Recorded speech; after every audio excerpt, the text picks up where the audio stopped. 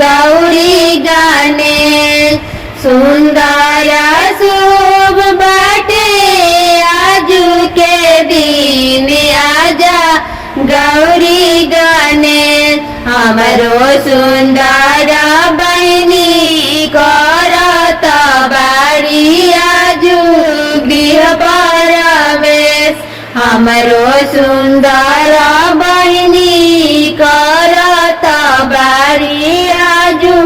गृह प्रवेश सुंदर नसीब निकर बाटे भगवान हो मुश्किल काम कोई दियाली आसान हो सुंदर नसीब निकर बाटे भगवान हो मुश्किल काम कोई दियाली आसान हो गाँव नगर छोड़ी बस परदेश आजा गौरी गणेश गाँव नगर छोड़ी बस परदेश आजा गौरी गणेश सुंदर शुभ बाटे आजू के दिन आजा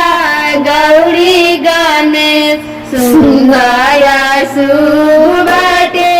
आजू के दिन आजा गौरी गणेश सपना साकार कर कोइले भगवान हो हमारो महिल के बाटे करम महान हो सपना साकार कर कोइले भगवान हो हमारो बहन के बाटे करम महान हो लाखों में बारी हमरो बहनी ने के आजा गौरी गणेश लाखों में बारी हमरो बहनी ने के आजा गौरी गणेश सुंदर शुभ बाटे आजू के दिन आजा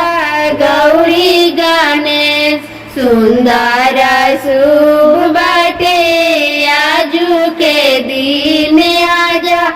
गौरी गणेश आजू अपना नाम के मकान